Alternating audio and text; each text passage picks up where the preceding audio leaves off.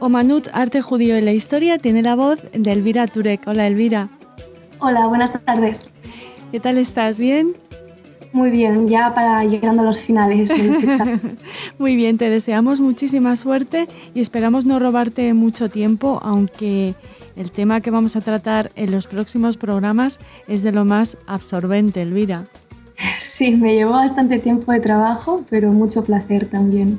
Vamos a hablar de el golem, tanto de la figura, no sé si decir mítica, creo que sí, que es correcto, y de la película de 1920 que analizas o que analizarás en un segundo programa, ¿no?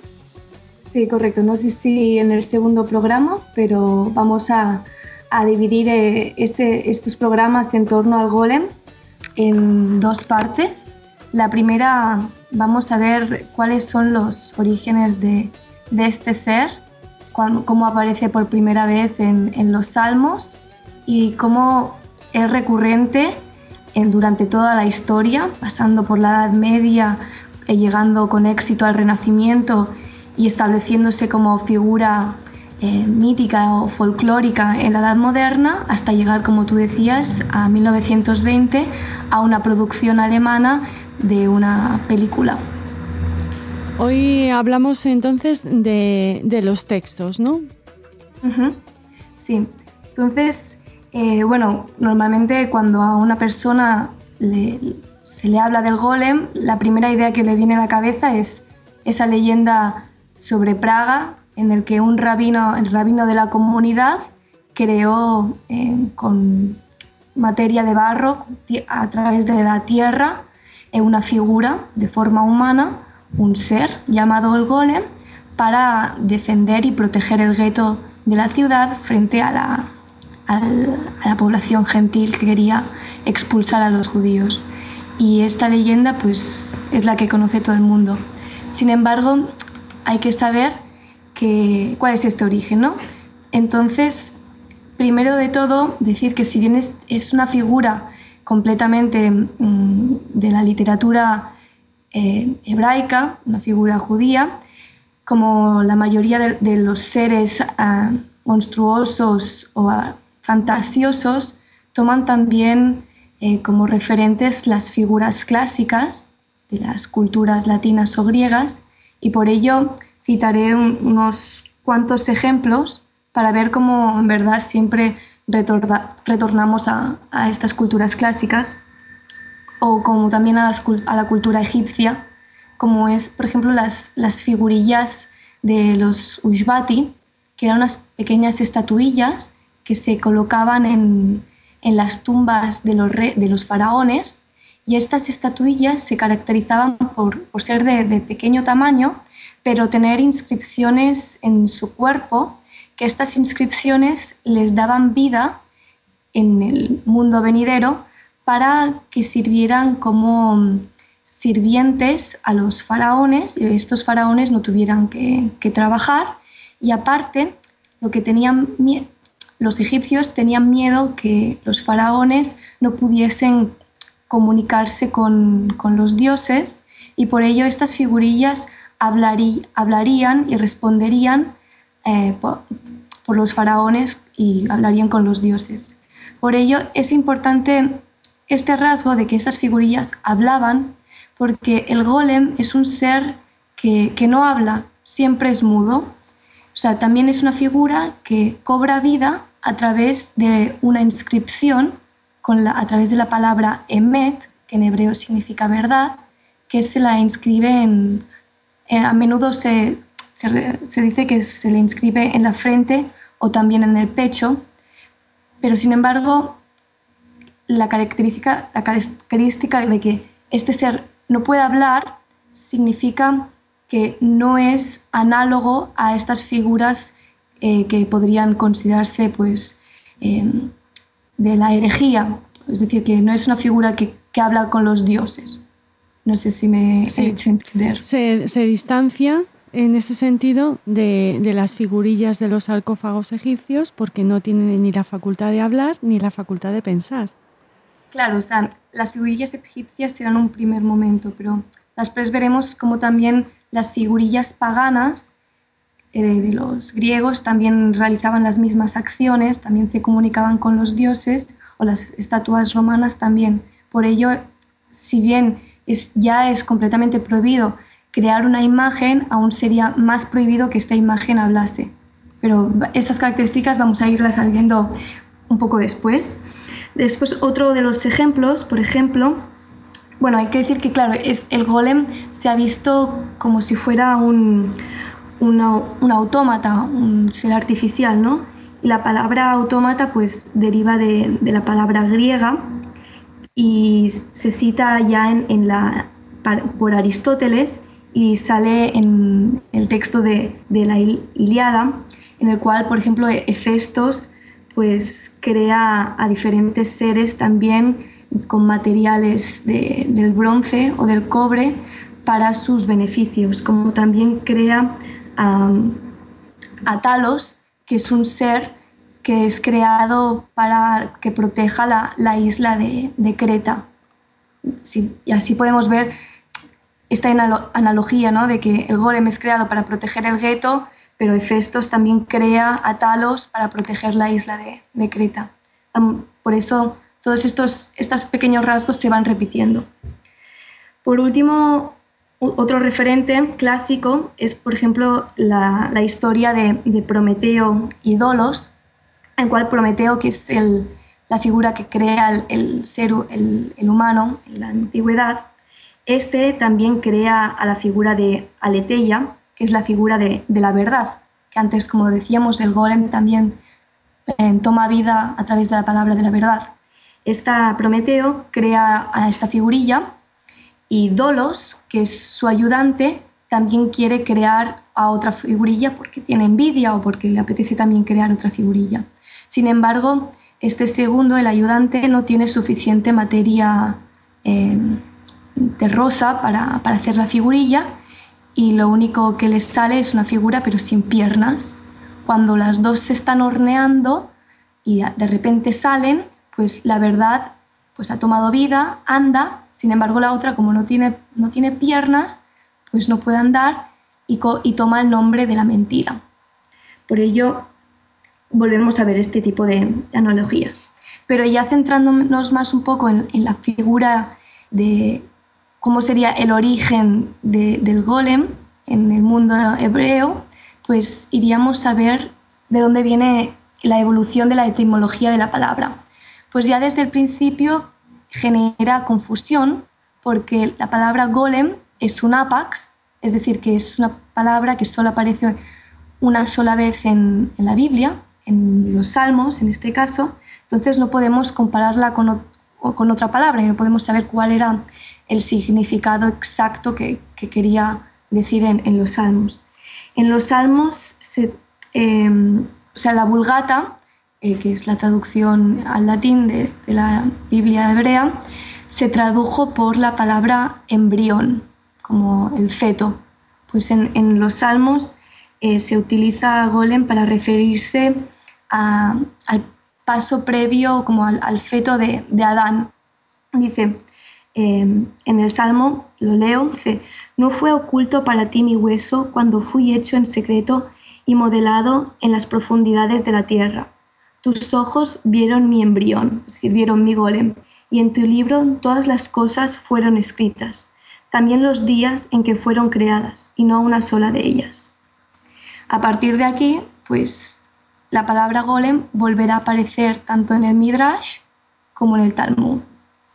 Entonces, en el Midrash y en el Talmud vuelven a utilizar la palabra golem para referirse a Adán, al primer hombre, pero lo que hace el Midrash y el Talmud es hacer una descripción más amplia del Génesis, haciendo una descripción como si fuera una receta de cocina de cómo Dios creó al hombre en diferentes pasos, ¿no? Pues en el primer paso hizo tal, en el segundo paso hizo lo siguiente, y en uno de estos pasos pues lo convirtió en golem. Entonces la traducción que se hace sería masa sin forma. Pero lo que es curioso es que, si bien después toda lo que será la literatura que se refiere a la creación de que un rabino crea a un ser artificial, viene de un fragmento del Talmud que no dice golem, sino que dice varón. Esto lo vamos a ver después.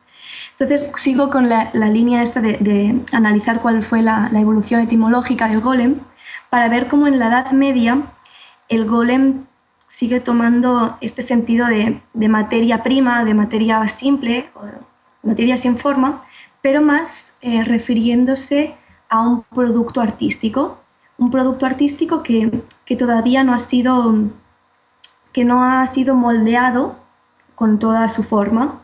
Y también se puede referir a aquella mujer que aún no ha conocido a su marido. O sea, es una mujer que aún no es completa porque no tiene su hombre. Y también podría significar tonto, pues no es un ser completo porque le falta la inteligencia. El golem, la palabra golem, fue utilizada en uno de los textos de Maimónides, refiriéndose a las 7 características que se dan al hombre simple y 7 en las que se dan en el hombre sabio. Hombre simple en hebreo, o sea, Maimónides escribía en el hombre golem. Por ello, para Maimónides, pues el golem era aquel hombre que poseía virtudes morales y que eran intelectuales, pero que no estaban del todo completas. Y hoy día la palabra golem se utiliza para referirse al capullo del arba, o también deriva en la expresión Homer golem, que significaría materia prima, otra vez refiriéndose en el ámbito de la construcción o de la química. Por ello, ya dejando este apartado más etimológico, volvemos al Talmud, donde vemos en otro fragmento que narra una pequeña historia sobre 2 rabinos, Rabino Raba y Rabino Zeira, los cuales pues, se les dice que si un hombre llega a ser tan justo, tan tzadik, pues podrá hasta crear un mundo, por ello también podrá crear hasta un hombre. Entonces, como Rabbi Raba es tan justo y tan piadoso, pues intenta crear un hombre y se lo presenta a Rabbi Zeira. Este segundo rabino pues, se le acerca a este ser artificial que ha creado y le habla, pero el ser no responde. Entonces se da cuenta de que es un conjuro, que es un ser que no es humano de verdad, y le obliga a retornar al polvo, a la arena. Porque, como repito, en este fragmento no se cita golem, sino que dice que crea a un geber, a un chico, a un varón. Sin embargo, después, pues durante toda la Edad Media y el resto de la historia, la exégesis pues, se refiere a este fragmento como que Rabbi Raba fue el primero que creó a un golem. Pero lo que está intentando, lo que en verdad dice este fragmento del Talmud, se refiere a la mitzvah o al precepto de cumplir con la imitación de Dios. O sea, una de las leyes del judaísmo es que el hombre debe imitar los procesos y la forma de Dios. Entonces, como Dios creó el mundo y también Dios creó al hombre, pues lo que está haciendo Rabbi Raba es intentar imitarlo. Sin embargo, como crea un varón que no tiene la capacidad del habla, pues porque es una muestra de humildad, en que si bien es considerado de los más justos y de los más piadosos, no hay ser tan justo ni tan piadoso como el propio Dios. Claro, no puede equipararse a Dios en la creación. Claro, pero de la misma manera, como veíamos antes, si lo miramos desde un punto de vista más científico o más histórico, lo que está mostrando este texto es que este fragmento se escribe entre el siglo IV y VI en la zona de Judea, de actual Israel. Entonces, las comunidades judías de allí tenían contacto con comunidades paganas, que, como decía antes, también continuaban pues levantando esculturas, las cuales pues los dioses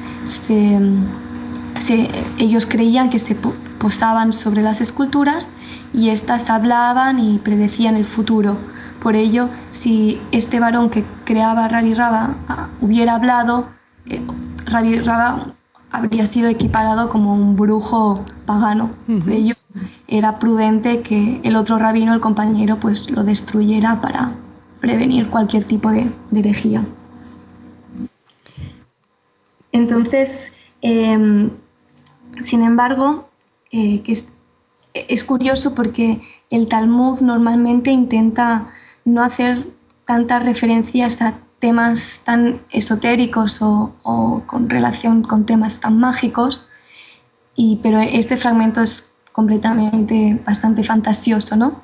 Pero en el siglo IX ya, en Babilonia, se empieza a perder esta fe en estos poderes sobrenaturales, ¿sí? Porque las ideas del racionalismo que derivan de las filosofías latinas y griegas, pues empiezan a introducirse por estas zonas y los rabinos empiezan a ver que este texto pues no puede ser del todo real, ya no creen que un rabino pues haya podido construir o crear un ser de la nada. Entonces empiezan a interpretarlo como si fuera una metáfora, y uno de los comentarios que se escribe frente a este texto dice así: dijo Ravi Raba, si los justos quisieran pedir del Dios la gracia de que creara otro mundo, el santo habría complacido su deseo.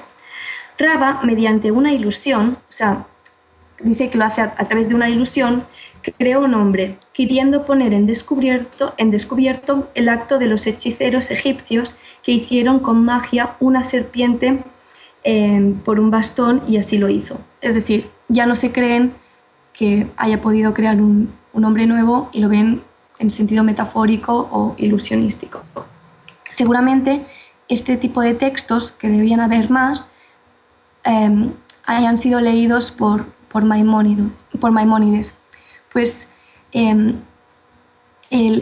después, cuando en la diáspora de la comunidad judía por Occidente, por Europa, va a haber una diferenciación muy clara sobre este tipo de textos esotéricos, o sobre la mística judía o sobre la magia judía, en el que los judíos de la península ibérica, los sefardíes, pues seguirán esta línea más racional de ver estos textos como metafóricos y no considerar al golem pues real. En cambio, los judíos ashkenazíes o de los del norte de Francia sí que lo consideran como algo real y plenamente posible. Por ello, es en esta zona donde se va a desarrollar una gran cantidad de literatura mística, sobre todo en torno a la Kabbalah, y por ello no nos debe extrañar que precisamente la producción alemana de la película de 1920 pues sea alemana, porque seguía estando relacionada con todo este tipo de creencias que habían quedado arreladas a lo largo de los siglos de la historia a las pequeñas comunidades o a los shtetls marginales de la Europa del Este. Claro, y también que el rabino Loew esté en Praga, ¿no? También tiene que ver con lo que nos estás diciendo. Claro. Es decir, no podría haber sido posible que la leyenda folclórica se vinculase a territorios como España, porque nunca hubo tradición sobre este ser, y era mucho más de la Europa esta central. Curioso, Elvira, teniendo en cuenta que la España judía, que Sefarad es la cuna de muchos maestros y sabios de la Kabbalah, ¿no? Y donde han nacido algunos de los principales libros de la mística judía. Sí, o sea, no es que tampoco no haya ningún tipo de comentario al respecto, y sí que algunos pues hacen mención a él, pero no creyendo más como esto, como si fuera una metáfora y no tanto como un ser real. Una criatura. ¿Qué nos cuentas más antes de... Ya estamos terminando nuestro tiempo por hoy? ¿Con qué quieres acabar, Elvira? Entonces, pues voy a terminar con otro pequeño ejemplo de la península ibérica, y ya en el próximo programa empezaré a introducirme más en la parte del norte de Francia, para ver cómo, si bien en la península ibérica lo veían esto como una representación simbólica, pues lo veían que era una personificación del mundo en forma de hombre. Es decir, para los sabios sefardíes, el tema del Talmud giraba en torno al primer hombre del Génesis, que consideraban que las dimensiones de este ser pues se extendían de un extremo al otro del universo, que es lo que dice en el Midrash. O sea, en el Midrash se dice que el primer hombre era un macroantropos, o sea, que era de dimensiones, que ocupaba todo el mundo. Entonces, en este momento en que el primer hombre, Adán, ocupa todo el mundo, para parte de los judíos de la península ibérica, este podría haber sido el golem. Entonces decían que como el golem lo creó y se extendía de un extremo al otro del mundo. Pues así terminamos por hoy. Que el golem duerma. Hasta nuestro próximo programa. Elvira, muchísimas gracias. Muy interesante todo lo que nos has contado.